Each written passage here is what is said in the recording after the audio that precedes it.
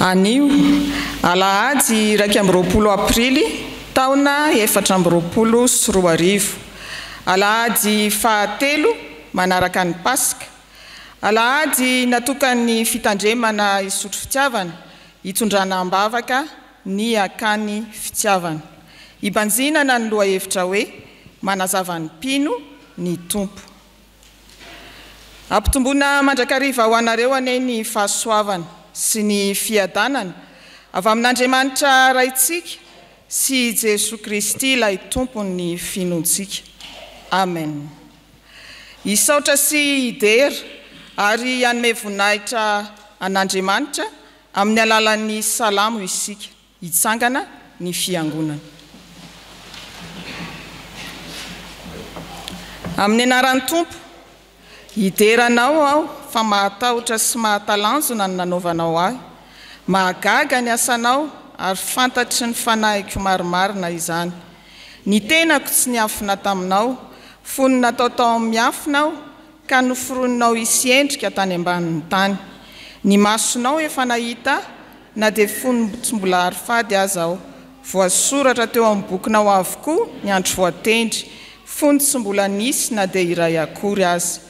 Endre zava-tsoa amiko indrindra ny hevitrao Andriamanitra, akory ny amarony isany, raha nisy azy aho dia maro isalavitra noho ny fasika izy, raha mifoha aho dia mbola aminao ihany. Amen.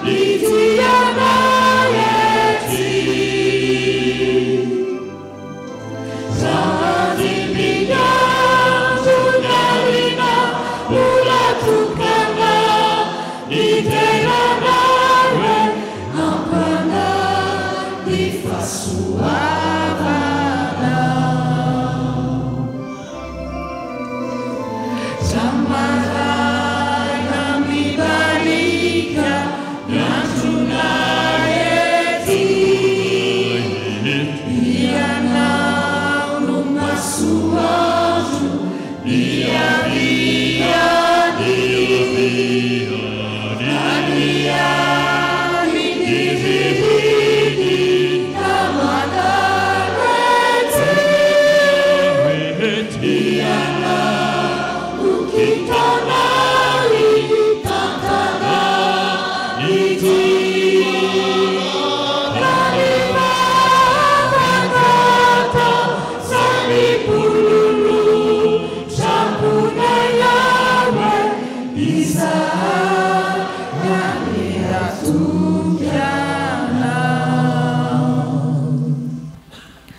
Iara ivavaka isika. Ry Andriamanitra ray sy zanaka ary fanahy masino, midera sy mankalaza anao izahay, fa ampy anay tokoa Tompo ny fahasoavanao. Andriamanitra mahagaga loatra ianao, ka tsy takatry ny sainay ny isan'ny fahagagana asehonao amin'ny fiangonanao. Andriamanitra mahita sy mijery anay amin'ny masom-pitiavanao ianao. Zava-tsoa aminay indrindra Andriamanitra ny hevitrao, ka indreto izahay mideranao. Ianao ilay Andriamanitra tsy toa, miazona ny zavatra rehetra eo ampelantananao, sy mandahatra izany amin'ny fotoananao sy amin'ny andro voatendrinao, koa sandratra iavo Tompo ny voninahitrao. Misaotra Andriamanitra, fa nitominao tamin'ny tady mazaka ny fitiavanao izahay dia voataona. Nosamborinao izahay ka resinao, ka afaka miompo-po sy fanahy hanompo anao. Ry Jesosy Kristy Tomponay eo, mankasitraka anao izahay tamin'ny nitehirizanao ny akany fitiavana teo ambany fahasoavanao. Misaotra noho ny fotoana azahoana mametraka izany asan'ny fiangonanao izany eo ampelantananao. Tanterao aminay ary ny teninao manao hoe fa na aiza no iangonan'ny 2 na 3 amin'ny anarako dia ao afovoany aho.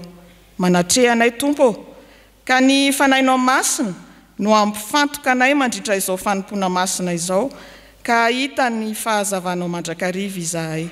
Amin'ny anaran'i Jesosy, ilay fahazavana no anaovanay ny vavakay. Amen. Ho ampitomboana mandrakariva ao anatintsika tanora sy ankizany ny fahasoavana sy ny fiadanana avy amin'ilay Andriamanitra ray sy Jesosy Kristy Tompontsika.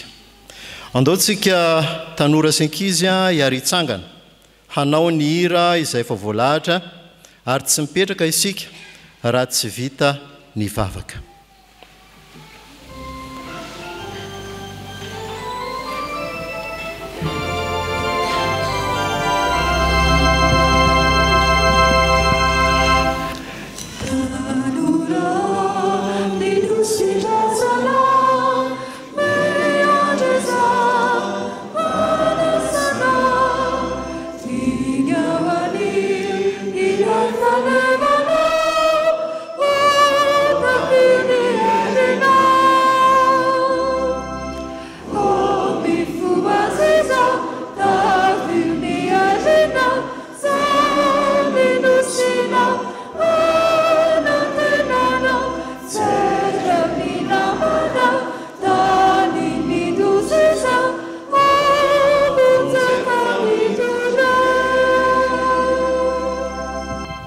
Ivavaka isika.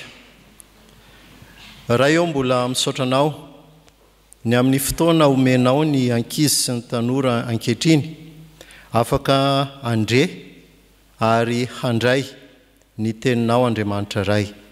Dia ny fanahinao masina ne Jesosy Kristy Tompo no irahanao aty anatinay tsirairay avy, ka na ny mpanomponao izay hitondra ny teny na ny vahoakanao izay heno dia samy andray ampitiavana ary ho saintsainay izany. Noho ny amin'ny anaranao Jesosy no anaovana izany vavaka izany. Amen.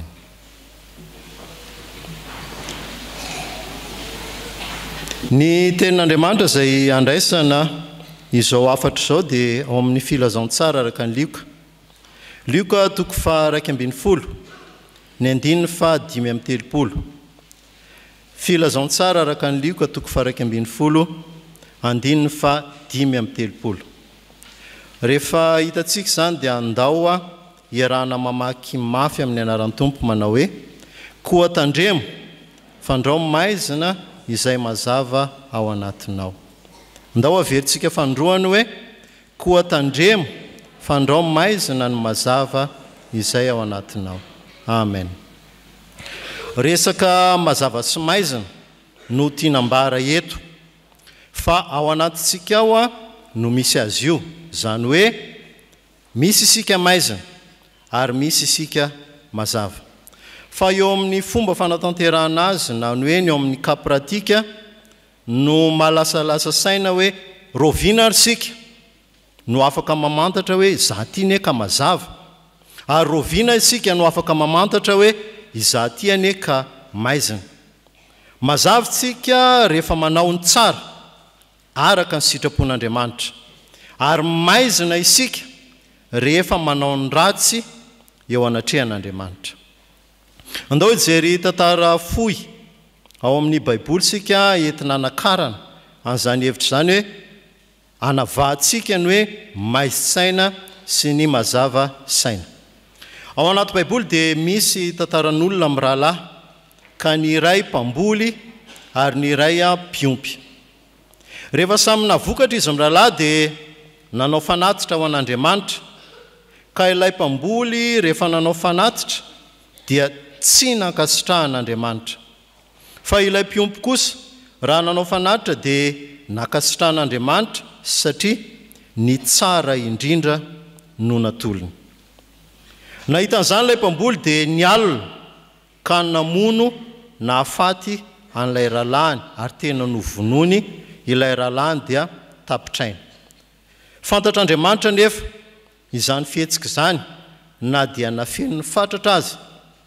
Ary rehefa nanontany azy Andriamanitra nanao hoe nankaiza ny rahalahinao, dia nandainga tamin'Andriamanitra izy satria natahotra.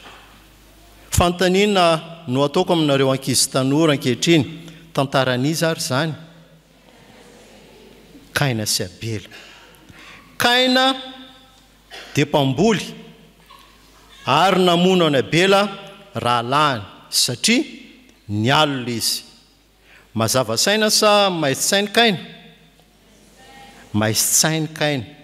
Isika koa rehefa manao tsy mety, manao teny mampalahelo, mamalivaly any dada sy neny, na manao teny maharary na manilikilika ny namantsika, dia mpamon'olona tahaka ny Kaina isika. Nandainga Kaina, nandainga tamin'Andriamanitra izy noho ny nitahotra. Mazava saina sa maizi-tsainy Kaina? Maizi-tsainy Kaina. Dia isika koa aza tia mandainga fa lasa zanaky ny maizina. I Abela rehefa nanao fanatitra dia ny tsara indrindra no natolony an'Andriamanitra. Mazava sa maizi-tsainy Kaina? Mazava saina i Kaina. I Abela mbola manaraka tsarinareo. Andao aritsika anao tahaka ny Abela, ka rehefa manao rakitra dia izay efa nomeny dada sy neny no arotsaka fa aza mandainga amin'Andriamanitra. Tandremo fa Jehovah Andriamanitra ilay nanao atsika dia nilaza hoe misy mazava dia nisy mazava, dia notonony ny mazava dia nazava ny fotsika, dia nazava ny fianakaviantsika ary mazava ny fiainantsika manontolo. Andao iarahantsika mamerina ary ilay teny nandraisana n'ilay afatra teo. Iarahantsika mamaky mafy be amin'ny anaran'ny Tompo, koa tandremo. Ao amin'inona moa misy an'izay?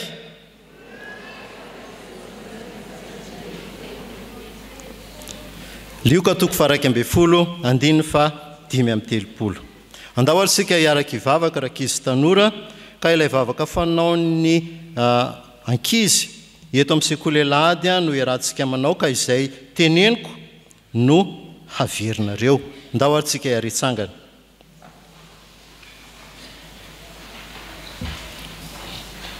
Iaraka ivavaka sika. Akomboko ny tanako, akipiko ny masoko, aondriko ny lohako,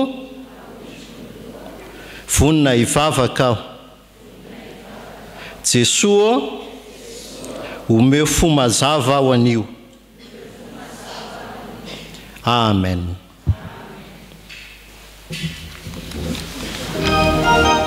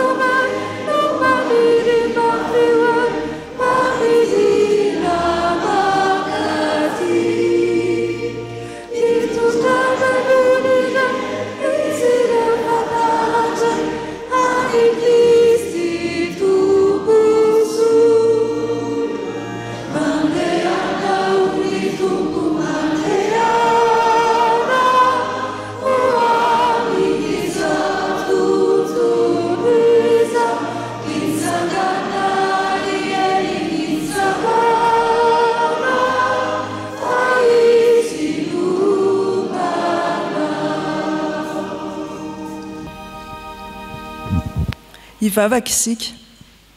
Misaotra iray fanomenao fotoana ahafahana mamaky ny teninao sy mandray ny hafatra avy any aminao. Ary tsy ao anatinay tsirairay avy ary mifanahinao masina, na ho an'ny mpamaky ny teny izany, na ho an'ny mpanomponao izay tondra ny hafatrao, ary indrindra ny vahoakanao, mba ho fanilo ny tongotray sy ny fanazavana ny lalànay tokoa ane ny teninao. Amin'ny anaran'i Jesosy no anaovana izany vavaka izany. Amen. Hiaraka mamaky sy ian'ny soratra masina isika ao amin'ny fanekena taloha, bokin'i Isaia.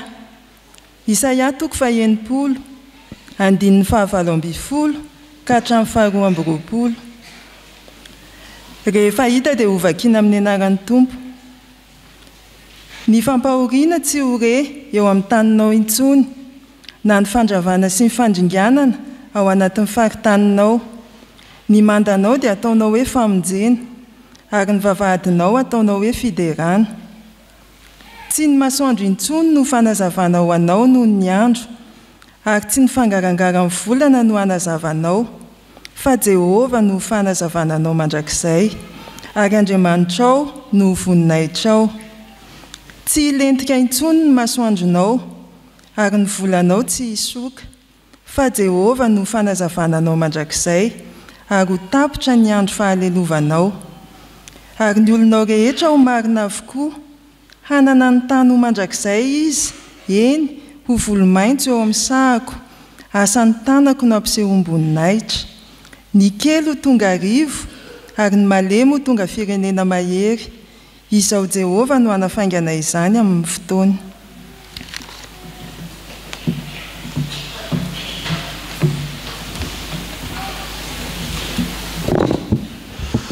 Hotohizantsika ny famakiana ny soratra masina ao amin'ny fanekena vaovao. Filazantsara araka ny Lioka toko 2:20, andininy 7:30 ka hatramin'ny 9:30. Ary ho faranantsika ny famakiana ny soratra masina ao amin'ny epistily nosoratan'i Paoly ho an'ny Efesianina toko 5, andininy 9 ka hatramin'ny 14. Rehefa hita dia hovakiana amin'ny anaran'ny Tompo. Tsy misy olona mandrehitra jiro ka mametraka azy ao an-davaka na ao ambanin'ny vata famarana, fa apetrany eo amin'ny fanaovan-jiro izy mba ho hitan'izay miditra ny mazava. Ny masonao no jiron'ny tena, koa raha tsara ny masonao dia mazava ny tenanao rehetra, fa raha ratsy izy dia maizina koa ny tenanao. Koa atandremo fandrao maizina ny mazava izay ao anatinao. Ary amin'izany, raha mazava ny tenanao rehetra ka tsy misy maizina, dia hazava avokoa izy rehetra tahaka ny jiro raha mirehitra tsara ka manazava anao. Fa maizina ianareo fa indy, fa efa mazava ao amin'ny Tompo kosa ankehitriny, mandeha ihana tahaka ny zanaky ny mazava. Fa ny vokatry ny mazava dia ao amin'ny fahatsarana rehetra sy ny fahamarinana ary ny fahitsiana, mamantatra izay ankasitrahan'ny Tompo. Ary aza miray amin'ny asa maizina tsy mahavokatsoa, fa aleo mananatra izany. Fa izay ataony eo amin'ny afiny dia mahamenatra na dia ny milaza izany aza. Fa ny zavatra rehetra raha anarina dia aseho ny mazava, fa na inona aseho dia mazava. Koa izany no ilazany hoe mifoaza ianao izay matory ary mitsangana amin'ny maty dia ampahazavanao Kristy. Amen.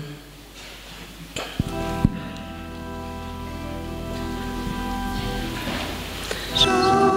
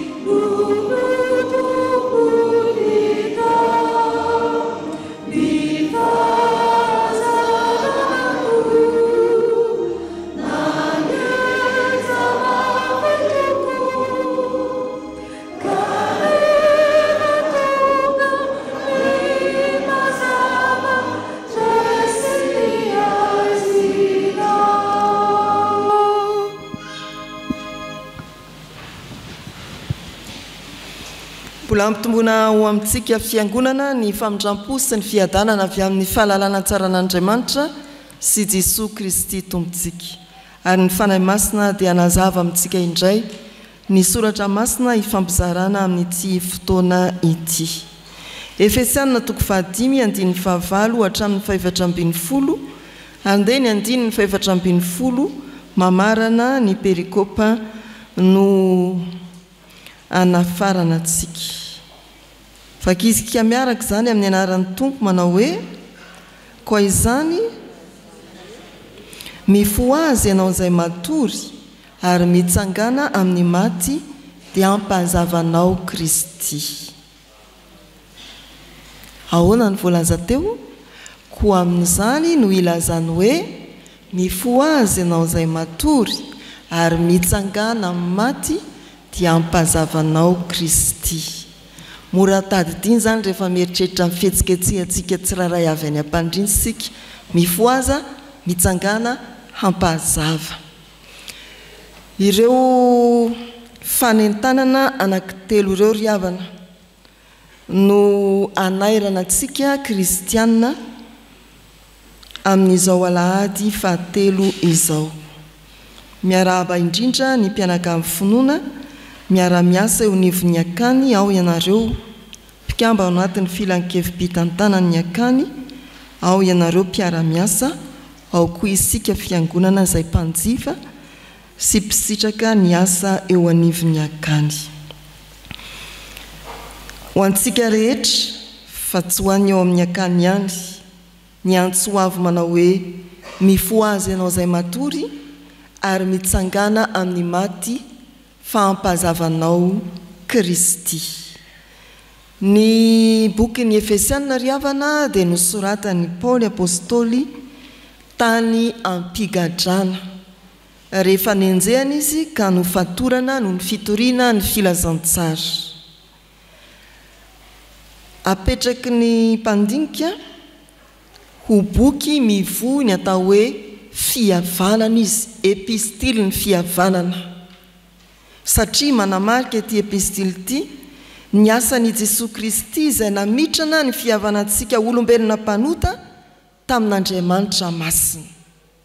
Mampiavaka an'izao epistily izao koa ny famitrana-pihavanana nataon'i Jesosy Kristy ho an'ny voavela heloka rehetra isika olona samy olona.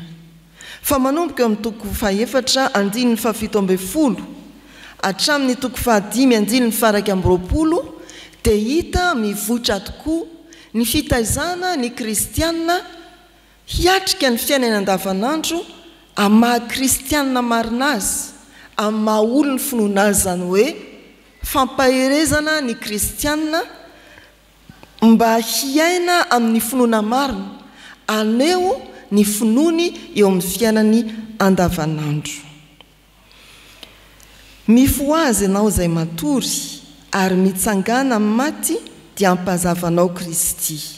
Izany no ilazany hoe, iza moa no milaza an'izany? Araka ny voalazan'ny mpahay tantara ny fiangonana, ity filazana ity dia notononona tamin'ny andro ny fiangonana voalohany eo am-panaovana batisa.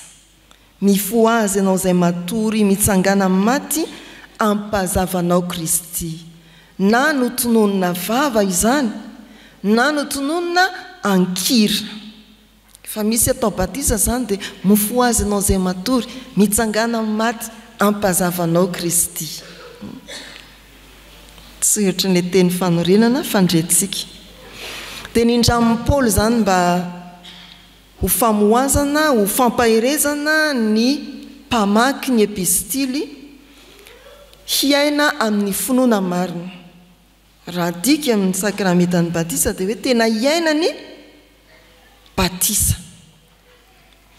Mifo aza ary mitsangana amin'ny maty, izay no voalohany, ary ny faharoa dia ampahazavanao Kristy.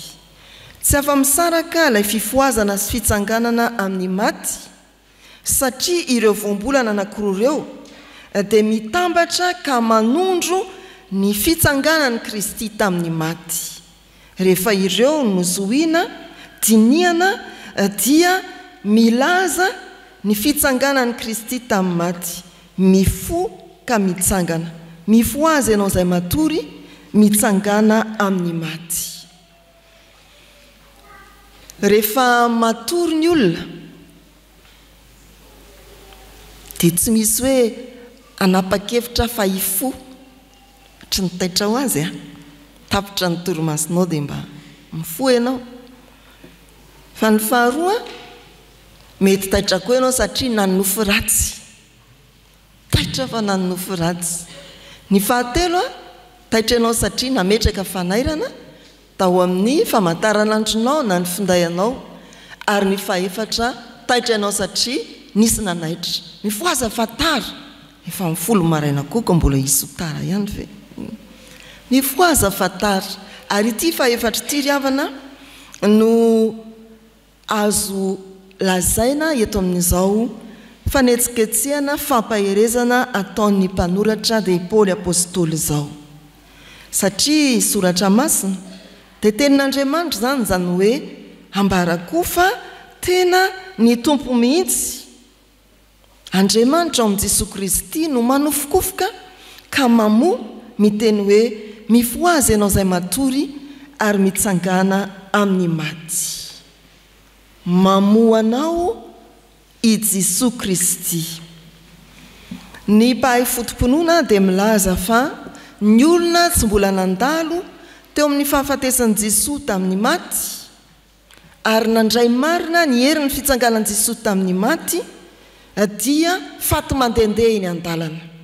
Maty fa velona, maty fa havelony. Rehefa mbola tsy nandalo ny azo fijalian'i Kristy ny fiainan'ny olona anankiray ary tsy nandray ny herin'ny fitsanganan'i Kristy tamin'ny maty izy, mandehandeha sy mirijarija ihany izy fa faty mitsangana, faty mandehandeha, faty mipetraka eo amin'ny birao, faty mianatra any an-tsekoly, faty mivarotra eny an-tsena. Mba marina koa ve izany? Fa izany no izy. Ara-tsoratra masina rehefa mbola tsy niara-nitsangana tamin'i Kristy isika, na olombelona mirijariza na olona mirijariza aza dia tsy olombelona. Olona fa tsy olombelona. Jereo nge Genesis rehefa nanisy fofinaina mahavelona Andriamanitra, zay vao voalaza ny soratra masina hoe olombelona lay olona. Ry havana malala, fampandiniana tenantsika manoloan'izao fanairana fampaherezana iaina amin'ny finoana izao dia ny hoe efa tena nandalo ny fahafatesan'i Kristy sy ny fitsanganany tamin'ny maty tokoa ve ny fiainanao. Efa tena nandalo ny fahafatesan'i Kristy teo amin'ny azo fijaliana sy ny fitsanganany tamin'ny maty tokoa ve ny fiainanao. Raha ampitaina amin'ny fampiarana eo amin'ny fitoriana ny filazantsara zany dia adika amin'ny fanontaniana hoe efa tena nandray an'i Jesosy Kristy ho tompo sy mpamonjy ny fiainanao ve ianao. Ka nekenao ny asa-pamonjena vitany teo amin'ny azo fijaliana ary raisinao ny fandresena nomeny tamin'ny tsanganany tamin'ny maty. Hoy ny andiny ny fahavalo amin'ny anaran'ny tompo, fa maizina ianareo fahiny fa efa mazava ao amin'ny tompo kosa ankehitriny. Tapany voalohany.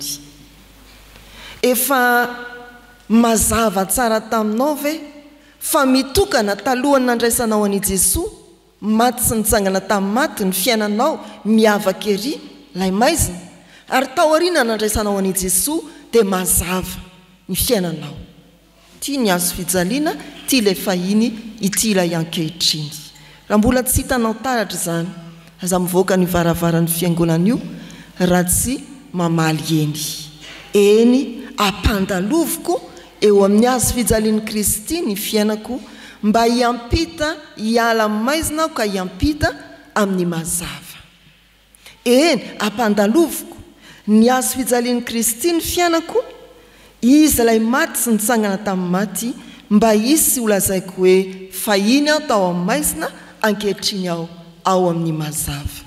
Izany ry havana no iantsonantsika sy hanoviko foanantsika mafy toy ny olona manaitra olona matory miesina hitenenana koa manao hoe mifoazy ianao izay matory ary mitsangana amin'ny maty.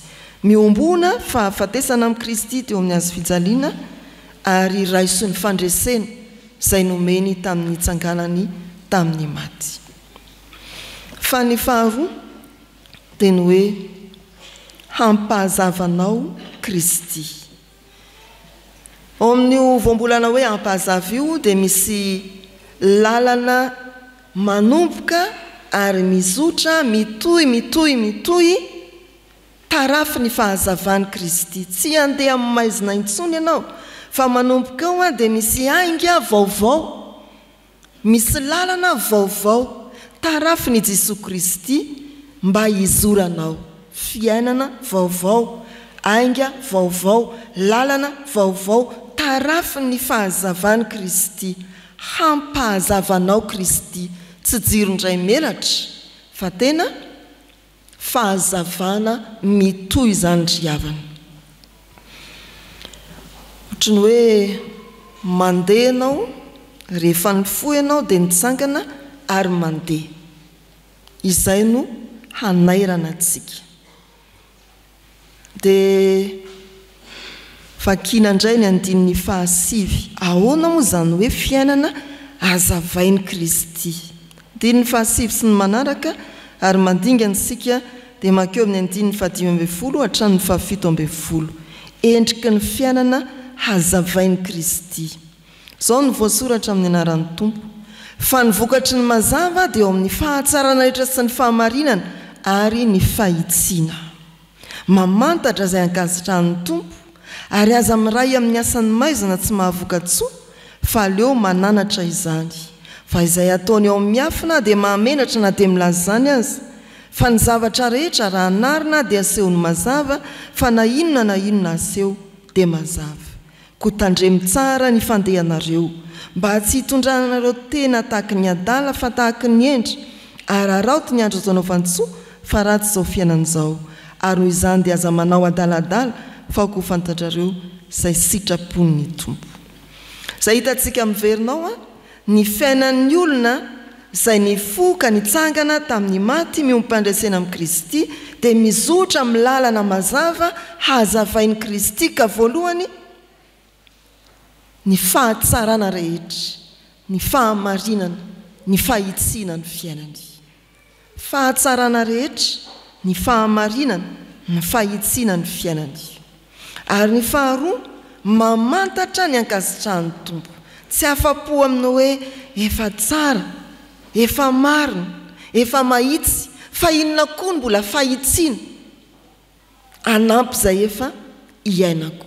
Mbola inona ihany ny sitrapon'Andriamanitra tiany ho tanterahako. Izay ny andininy 10 sy ny amin'ny andininy 17. Ho fantatrareo izay sitrapon'ny Tompo. Tsy mionona ianao ny izany efa mety, efa tsara ny ataoko, efa marina, efa mahitsy, fa inona mbola mampahitsitsy kokoa. Inona koa ny sitrapon'Andriamanitra? Tadiavo izany ao amin'ny soratra masina. Izay ny fiainan'ny olona hazavain'ny Tompo. Izay ny fiainan'ny olona mandeha sy miaina amin'ny finoana marina. Izay ny fiainan'ny olona mandeha amin'ny mazava. Fa tsy izany ihany. Fiainan'ny olona mandeha amin'ny mazava koa dia izy tsy miray petsapetsa amin'ny asany maizina. Ary indrindra manana fahasahiana hiteny sy hananatra. Mety maro amintsika kristiana no hoe za tsy miaraka aminareo amin'ny fisotroana fa ataovy izay ataonareo eto dia nalazy jus ranom-boankazo ataovy ny ataonareo. Tsy maninona ka ray birao eto sika ianao mandray kolokolo. Za tsy amin'izany, za tsy amin'izany trony, efa fahiny izany. Anaovinareo raha anao fa za tsy anao. Raha ity fampianarana soratra masina ity ny andininy 12 dia tsy mety no hoe fotsiny tsy miray amin'ny asany maizina, fa ny tena zanaky ny mazava dia miditra amin'ny fitenenana ny zavatra tsy mety. Aleo mananatra izany. Efa mba nanao izany venao tao tokantrano. Ianao tsy manao zavatra tsy araka ny sitrapon'Andriamanitra dia miteny ny andefimandrinao na ny zanakao na ny zokonao na ny zandrinao na ny iray aman-dreninao dady neny ok'izay io fa tsy mety zoky ajanony fa tsy mianana fotsiny hoe za masina za tsara za marina taovy zay ataonareo tsy misy an'izany ny zanaky ny mazava dia sady tsy miray petsapetsa amin'ny asany maizina no mahasa ary mandray adidy mananatra izay manao ny tsy mety manaraka ny asany maizina. Tandremo izay fandiananareo mba tsy hitondranareo tena tahaka ny adala fa tahaka ny endry. Ry havana malala rehetra ao amin'ny Tompo, Jesosy Kristy dia manome fiainana vaovao, mitarika antsika amin'ny lalana vaovao misy ny fahazavany. Tsy ho maizina ny lalanao raha manaiky ny fitariana ianao ary tena ho hitantaratra eo amin'ny fiainanao mihitsy ny hoe zanika olo ny finoana. Mazava maneho fahatsarana sy fahamarinana ary fahitsiana. Ho hitantaratra eny amin'ny fiarahamonina sy amin'ny toerana metrahany Tompo anao fa izanika olo ny finoana mandeha amin'ny mazava sy tsy zavatra maizimaizina. Izany no ampaherezana antsika eto. Mifoaza mitsangana hampazavanao Kristy. Ko amin'izany rehefa tena nampandalo ny fiainantsika atao amin'ny Jesosy vao tany azo fijaliana nitsangana tamin'ny maty isika, efa tena ny fo isika ary mandray ny fahazavan'i Kristy. Dia aoko voamarika tsara fa ny fisainanao fahiny tsy fisainanao izao. Ny fiainanao omaly tsy fiainanao izao tsony. Ny fisotronao omaly tsy araka ny sitrapon'Andriamanitra tsy sotroinao intsony rehefa avy eo. Tsy miandry rapitso rehefa avy eo. Ny fiteninao omaly misy haingokaingony ratsy tsy mivoaka eto koa ianao dia manapa-kevitra hoe tsy teny ratsy tsony manomboka an'io ary teny izay miteny ratsy hoe mba aza miteniteny ohatra izany kosa moa iza mampianatra anareo an'izany. Izany ry havana ny fiainan'ny zanaky ny mazava. Rehefa manazavantsika pino ny Tompo dia mazavako ny fiainantsika, ny fombantsika, ny andavanandrontsika. Mandiana, manofokofoka, mamohanao indray. Ny soratra masina manao hoe mifoazy ianao izay matory, mitsangana amin'ny maty ary ampahazavanao Kristy. Ho an'Andriamanitra ny voninahitra. Amen. Iombona amin'ny vavaka isika. Jesosy Kristy misaotra anao zay ankehitriny fa raha tonga tetỳ amin'izao tontolo izao ianao dia ho fahazavana izao tontolo izao. Ampatsiahivinao anay fiangonana indray izany ankehitriny. Mamoha anay amin'ny torimasom-panahinay ianao, manaitra anay ianao mba hahafahanay mandinika tokoa ny toe-piainanay, ny toe-ponay, ny toe-panahinay eo anatrehanao. Fa atao aminao zahay mba handroso amin'ny tsara mandrakariva fa hainao Jesosy Kristy efa manazava mitari-dalana anay mandrakariva ianao amin'ny alalan'ny fanainao masina. Dia izany indrindra ankehitriny no hahafahanay mitodika indray ao amin'ny hazo fijalianao, mitondra eo anatrehanao ireo fomba ratsinay rehetra, ireo toetra tsy mendrika rehetra izay nataonay na dia efa nahalala sy nahafantatra anao ary izahay. Ny teninao izay mampatsiahy anay indray fa Andriamanitra tianay ianao ary mamindra fo aminay isanandro isanandro. Dia izany indrindra no asahinay mitodika aminao Jesosy Kristy, mitondra ny fahotanay eo anatrehanao noho ny amin'izany teninao izany. Diovy ny fonay, ny sainay, ny fanahinay mba hifantoka aminao Jesosy Kristy sy ny lalana izay tianao hizoranay sy andehananay mandrakariva amin'ny fiainanay manontolo. Vonina kosa izahay ny anova ny famindranay, vonina izahay ny andray ny famelan-keloka izay atolotra ao anay ary indrindra anara-dianao, anaiky ny fahazavana hiasa eo amin'ny fiainanay, anaiky ny hotarginao lalana indray. tompo ovay ny fonay ny fijerinay ny fisainanay mba hifanaraka tokoa amin'ny sitraponao Andriamanitra dia amin'ny finoana no andraisanay indray ny famelan-keloka izay atolotra ao anay fa amin'ny anaran'i Jesosy Kristy no ivavahanay toy izany. Amen.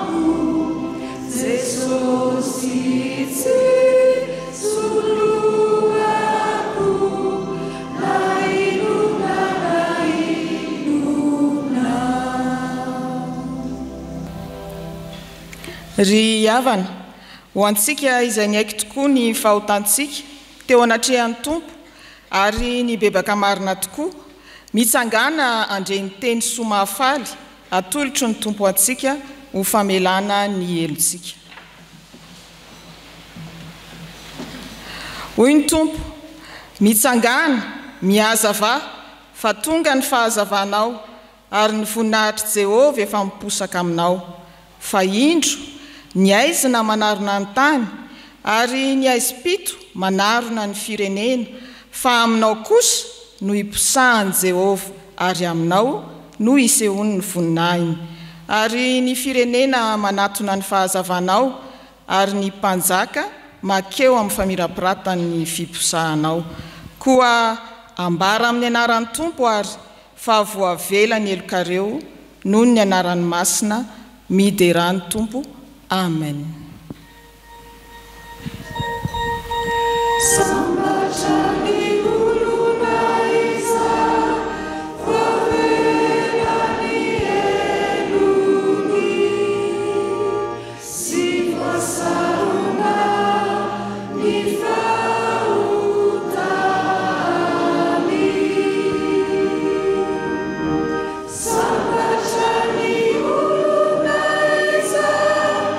See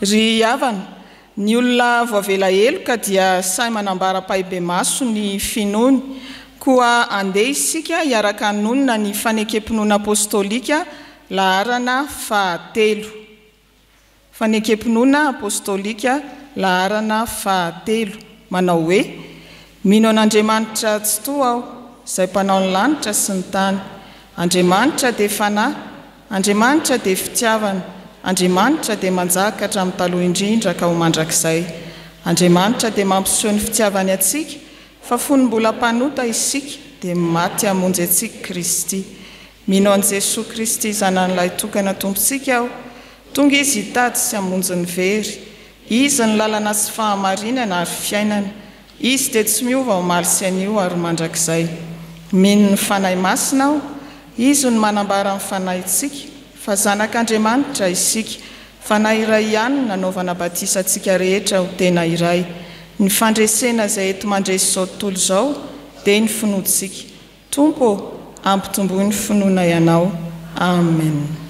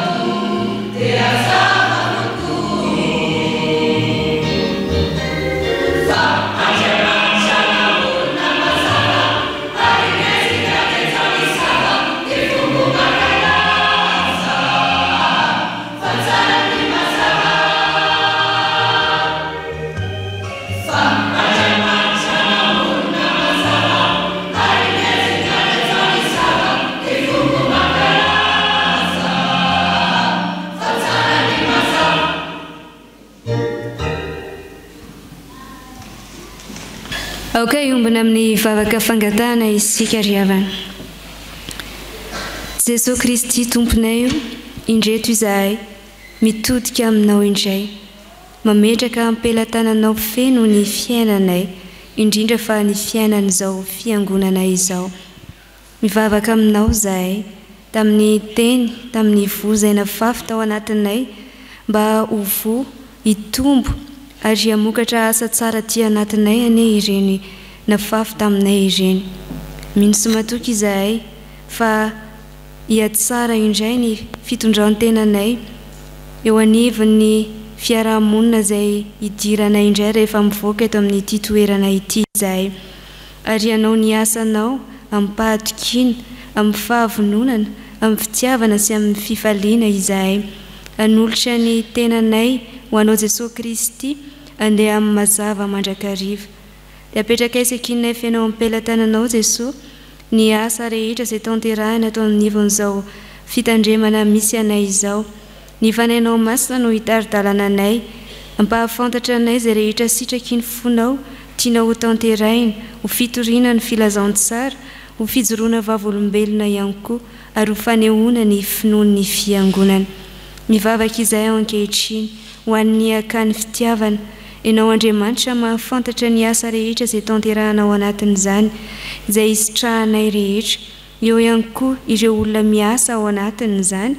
Dia mino sy matoky izahay fa hitantana azy ireo ianao, hanolo-tsaina ihany koa ianao, ary hampandroso mandrakariva ny asa ao anatin'izany akany izany.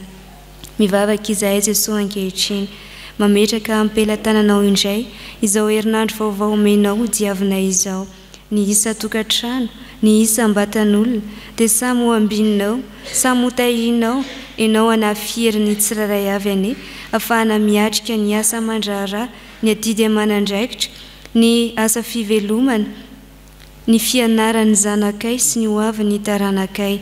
Dia mino sy matoky ary izahay fa tsy ho diso anjara aminao ny tsiraray avy ao anatin'izany, dia ampitombo ny fifankatiavan'ny ankohonana ihany koa ane ianao. Apetraka fenao ampelatananao Jesosy ny fiangonan'i Jesosy Kristy eto Madagasikara, izay mitory ny fahatsaranao, maneho ny finoana amin'ny asa ihany koa, eo ny filoha izay mitarika anay ao anatin'izany, dia hanolo-tsaina azy isan'andro isan'andro ianao, ahafahany mitantana izao fiangonanao izao mba hajora amin'ny finoana, andeha amin'ny fahamasinana, amin'ny fahamarinana mandrakariva ihany koa. Dia apetraka isakinay fenao ampelatananao Tompo ireo fanavaozana rehetra eo amin'ny sahan'ny FJKM, mba ianao Jesosy Kristy tokoa no hifidy olona amin'izay sitraky ny fonao amin'ny fandrafetana ireo asa mandraharaha samihafa. Dia apetraka isakinay fenao ampelatananao ihany koa Jesosy ireo olona mahantra sy sahirana marobe, dia ianao Andriamanitra ny hiahy azy ireny, hijery ny fiainan'izy ireny manokana, mba ahafahany ihany koa mitodika aminao Andriamanitra. Mivavaka izahay ho andreo tsy salama, ianao no hanome fahasitranana feno. Mivavaka izahay ho andreo manam-pahoriana, ianao no ampionona, ianao no ampitraka amin'ny alalan'ny asan'ny fanainao masina. Mivavaka izahay ho andreo izay reraka sy kiviny amin'izao fiainan'izao, ianao ilay manome fanantenana ho an'ny tsirairay avy, fa izay rehetra mialoka aminao dia tsy hanan-java-mahory. Jesosy ankininay sy apetraka eo fenao ampelatananao ihany koa ity firenena ity, eo ny filoha izay mitantana izany.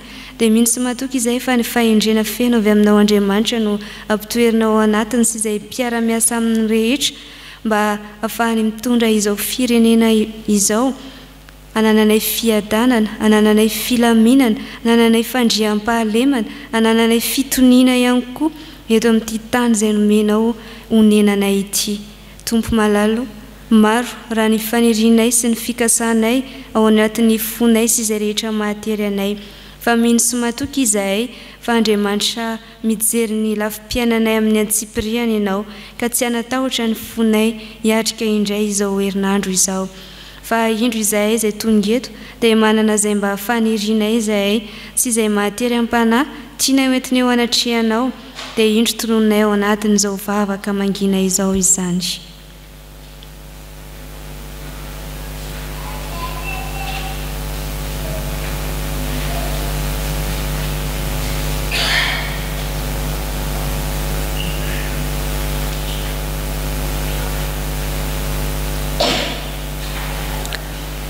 dia misaotranao sahady izay jesosy amin'izay amanginao anay tsirairay avy sy ny amin'ny valombavaka izay homaninao anay fa indro fifaliana ho anay no mampiombona ny vavakay amin'ilay efa nampianarinao manao hoe sainay eo izay any an-danitra ho amasinany ny anaranao ho tonga ny ny fanjakanao atao any ny sitraponao ety an-tany tahaka ny any an-danitra omeo anay an'io izay anina sahaza ao anay ary mamela ny elokay tahaka ny namelanay izay miloka taminay ary aza mitondra anay amin'ny fankapana manafahanay amin'ny ratsy anao fanjakana sy ny hery ary ny voninay tramandrakizay amen.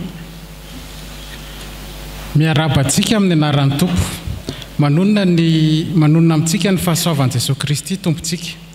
Hoy ny soratra masina ao amin'ny Salamy 7:20 andininy 2 manao hoe fa hoaninao tokoa ny asan'ny tananao sambatra sady ambinina ianao. Misaotra n'Andriamanitra noho ny fitiavany ka nanomezany ity andro ity hitondranam-bavaka ny akan'ny fitiavana sy ny asany. Ny akan'ny fitiavana dia asan'ny fiangonana izay niorina tamin'ny taona 3,770. Ho fampatsiahivana, ny akan'ny fitiavana dia sehatra najoro ny fitandremana tamin'ireto lalan-tsaina manaraka ireto. Asa fijoroana vavolombelon'ny fiangonana. Sehatra ahafahan'ny fiangonana, sampana, fikambanana, hiaraka hifaly sy anamafy ny fankatiavana eo aminy. Fikojakojana sy fitazomana ary fanatsarana ny akaton'ny foto-drafitrasa amin'ny endriny tsara indrindra hatrany. Fampidiram-bola maharitra ho an'ny fitandremana. Koa arak'izany dia toy izao manaraka izao ny asa iandreketan'ny akan'ny fitiavana.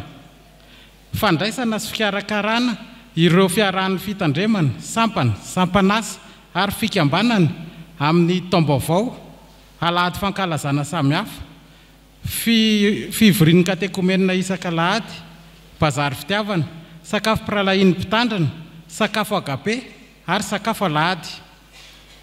Fandraisana ny lanonana eo amin'ny synodam-paritany sy ny foibe, eo amin'ny tolotra ho an'ny rehetra, restaurant amin'ny andavanandro sy alahady, buffet spécial zoma farany volana, mandray lanonana toy ny vodiondry, mariage, baptise, fandraisana mpandray fanasan'ny tompo sy ny hafa maro, fanifanatrano na l'occasion, fivoriana rakasa na atelier. Toy izao ny totosa ny taona 2024. Isan'ny olona nanjifa teo amin'ny fitandremana, synodam-paritany, foibe, sampana, sampanasa sy ny sisa 3815 personnes. Nisan'ny olona nanjifa 11463 personnes ka tao amin'ny restaurant 6400 personnes, tamin'ny buffet 347 personnes, ny alahady 3025 personnes, tamin'ny banquet, mariage sy ny sisa 910 personnes, amin'ny atelier sy ny service traiteur 781 personnes. Eto am-pamaranana amin'ny asan'ny fiangonana ny akan'ny fitiavana dia manentana antsika amin'ny fanohanan'ny asa amin'ny alalan'ny valopy izay nozaraina tamintsika teo am-pidirana. Misaotra anareo izay efa nanjifa sy nankafy nandritra izay taona maro izay ary mbola manentana antsika hatrany amin'ny fanjifana sy fampiroboroboana hatrany ny tolotra ny akan'ny fitiavana. Misaotra indrindra, voninahitra ho an'Andriamanitra irery. Saolantsika Andriamanitra ny amin'ny fijoroan'ireo tompon'andraikitra nanolotra ny tsara ho fantatra. Amaranana dia ny amin'ny fanomanana antsika mpandray fanasan'ny tompo ny amin'ny fotoana heriny anio, akatoko ny fandraisana hiatrehana ireo fifidianana isan-tsokajiny araka ny antso efa napetraky ny komitin'ny fifidianana ary notononina tamintsika teo ry havana. Arak'izany dia mampiomana antsika fa ao amin'ny akatoko ny fandraisana amin'ny heriny anio raha sitrapon'ny tompo no anaovantsika ny fankatoavana ny birao izay voafidin'ny mpihevidrara sabotsy 17 aprily. Fiditsika amin'ny vantana ny solotena ny komite lehibe synodam-paritany avy amin'ny birao anankiray ary avy amin'ny mpihevidrara dekona anankiray.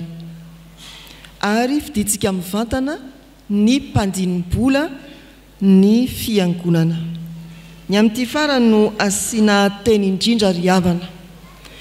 fantatsika araka ny tatitra izay natao vokatry ny fifidianana teo amin'ny fiangonana izay vita hatreto fa maro ireo sampana izay ny mpandini-bola ny fiangonana reniny no misahana ny fandiniam-bola ho an'izy ireo. Raha kely indrindra dia 7 izy hatreto. Akoatra ny fandiniam-bola ny fiangonana reniny izany dia mbola misy ireo sampana sy fikambanana miantehatra amin'ny mpandini-bola ny fiangonana hofidintsika vao vita ny fandiniam-bolany. Arak'izany dia noraisy ny komite ny fifidianana ny fandaminana fa tsy ho roa intsony ny mpandini-bola eto amin'ny fiangonana fa 4 araka ny toromarika, 4 farafabetsany araka ny toromarika iombonana eo anivon'ny FJKM. Iza no antenaina hanatotosa na hanolo-tena sy azo fidiana ho amin'izany mpandini-bola ny fiangonana izany. Amafisina fa ao amin'ny mpandray fanasan'ny tompo ny fidianana mpandini-bola. Tsy maintsy mpandray fanasan'ny tompo misoratra anarana eto amin'ny fiangonana ianao zany, ary maefa koa ny adidy araka ny tokony ho izy. Farafahakeliny dia hatramin'ny taona 3 mitondra ny karatra mampandray fanasan'ny tompo isika rehetra fa tsy izay hanolo tena ho fidinana misy manolotra sy anaiky ny falorana azy ihany. Mitondra karatra mampandray fanasan'ny tompo dia ahafana manafaingana ny fifidianana ny fitaovam-panoratana, ny penina, stylo, manga. Fa miavaka ny fanompony ny mpandini-bola ary havana. Mpandini-bola dia manara-maso mandinika ny fizotra ny fitantanana mifanandrify amin'ny asa izay tiana ampatsika mpandray fanasan'ny tompo araka ny teti-bola. Koa amin'izany dia irariana indrindra ny zanaky ny fiangonana izay nanao fianarana momba ny fitantanana na ny tahaka izany. Mbola isa nefa ny fiofanana izay manoro antsika ny tondrozotra iombonana amin'ny fandiniam-bola aty amin'ny fiangonana, hafa ny any amin'ny orinasa na any ivelan'ny fiangonana, fa isika FJKM dia manana tondrozotra iombonana ny amin'ny atao hoe fandiniam-bola, saingy tsy miala amin'ny teknika fototry ny fandiniam-bola. Ho amin'izany ho anao zanaky ny fiangonana, mpandray ny fanasan'ny tompo, misoratra anarana eto amin'ny fiangonana, raha nomen'Andriamanitra anao izany fanomezam-pahasoavana, fahaizana mikirakira kanty mandini-bola izany dia ianao indrindra no iantefana izao antso izao. Ianao indrindra no iantefana izany antso izany. Aza miandry ny anina sy anina, fa satria ianao nomen'Andriamanitra fahasoavana tsy any ivelan'ny fiangonana no tena nanomezana izany, na dia asa mandraranao azy zany andavanandro, fa aty indrindra koa dia ilain'ny tompo ianao. Ity ariavana soratra masina izay nitariana antsika fiangonana hatramin'ny fanombohana ny fifidianana. Samuela voalohany 7:15 hatramin'ny 9:20. Fiantsona indrindra ny Samuela zany. Amin'ny anaran'ny tompo manao hoe: ary nandry Samuela ambara-pahamarain'ny andro dia namoa ny varavaran'ny tranon'i Jehovah izy, ary Samuela natahotra ilaza ny fahitana tamin'ny Eli. Fa Eli niantso an'i Samuela ka nanao hoe: ry Samuela zanako, dia hoy izy, inty aho. Ary hoy izy, inona ny zavatra nolazain'i Jehovah taminao? Masina ianao azafeninao aho, hataon'Andriamanitra aminao ane izany. Eny mihoatra noho izany aza raha nisy afeninao aho ny zavatra rehetra nolazainy taminao. Dia nambaran'i Samuela azy avokoa ny zavatra rehetra ka tsy nisy nafeniny azy. Dia hoy Eli, izy no Jehovah, aoka izy ianao izay sitraky ny fony. Ao amin'ny fifidianana riavana toy izay efa nitariana antsika dia misy ny atao hoe fanolorana. Olona izay eritreretin'ny mpandray fanasan'ny tompo ho fidina na fanoloran-tena, ianao mihitsy manolo-tena. Amin'izany eo mpanombohana ny fifidianana dia manangan-tanana izay manana olona atolotra ho fidina na manolo tena omena taratasy ianao dia soratanao ao ny anaran'ny olona tianao atolotra hofidiana mpandinimbolo na hofidiana amin'izay andraikitra ilana olona na satria manolo tena ianao dia ny anaranao no soratanao ao. Ty soratra masiny tia dia mitarika antsika mba hanana fanoloran-tena feno. Rehefa voarain'ny komity ny anaran'ireo nisy nanolotra dia ho tononona tsirairay mandray taratasy indray ireny olona ireny ary manoratra ao amin'ny taratasy fanekena eny fanamariana ny eny ao amin'ny taratasy raha manaiky ny fanolorana izy ka hofidiana na tsy sanatria raha tsy manaiky tsy resy lahatra ny hofidiana izy. Zao soratra masin'izao rehefa nantsony Samuela dia ahoana ho izy? Tsy ato aho izy inty aho mba tsy ho fandavana no asetrinao ny fiheveran'ny olona anao ahavita asa fanompona anankiray izay miavaka fandiniam-bola fa mba ho tahaka ny Samuela hoe inty aho. Ary ny faharoa rehefa mirosa amin'ny fifidianana ianao fa efatra zany farafahakeliny ny olona ilaina anana ao an'io andraikitra io mifidy sika tady olona mihoatra n'izay nahoana moa dia tsy isy olona efatra veto omen'Andriamanitra fanomezam-pahasoavana mihoatra n'izany dia rehefa hifidy sika ity ny mety tsy zakantsika indraindray satria olombelona sika fa raha tena olon'Andriamanitra sika dia mandray ny soratra masina hoe aoka Jehova anao ny sitrapony ka zay valo ny fifidianana eo ho lany ianao misoran'Andriamanitra tsy lany ianao manaova aleloia. Tsy morana ilay asa miandry afaka zany tompo efa nanolo tena fa tsy sitraka ao fa tsy hoe tsy lany tsy sitraka ao dia misaotra anao mideranao raha lany somatsara ianao dia misoran'Andriamanitra amin'ny zavatra rehetra vazany ny sitrapon'Andriamanitra ao amin'ny Kristy Jesosy ho anao. Ho antsika mpandray fanasan'ny tompo ary dia voalohany miomana ho tonga ento amin'ny-bavaka ny fahatongavanao amin'ny heriny anio ao amin'ny akatoko ny fandraisany aoriny ny fanompovavahany be sy ny maro azadonoina mitondra karatra mahampandray sy penina manga.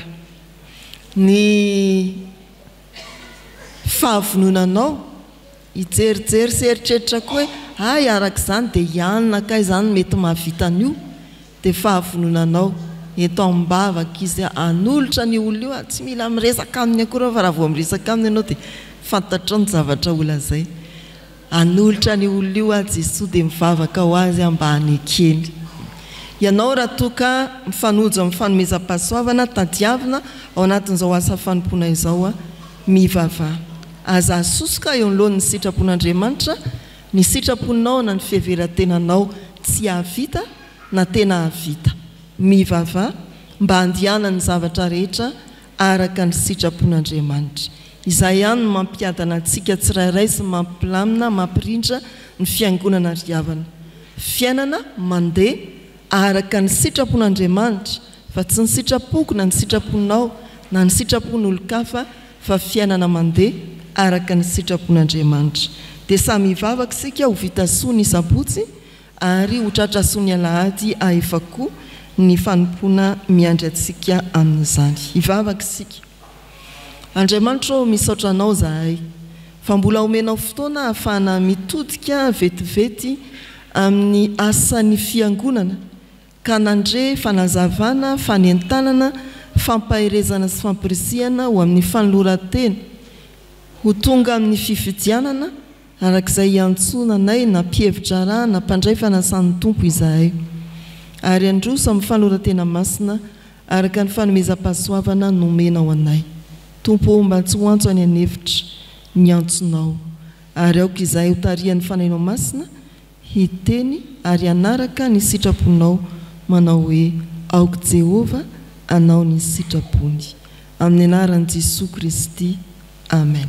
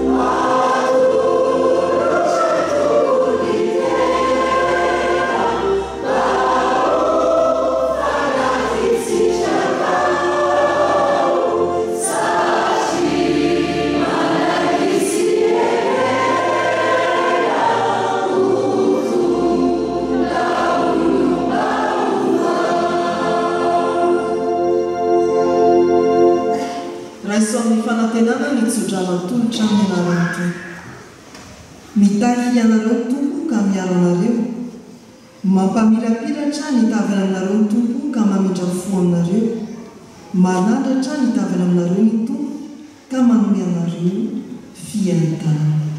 Amen.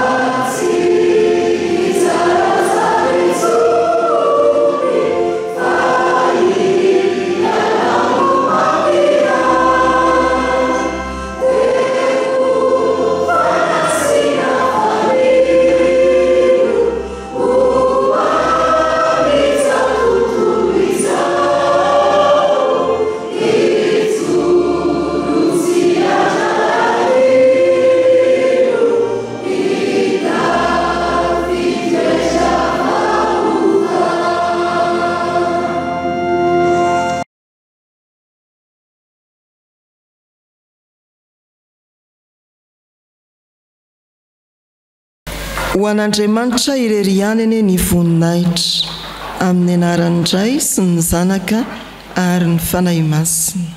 Amen.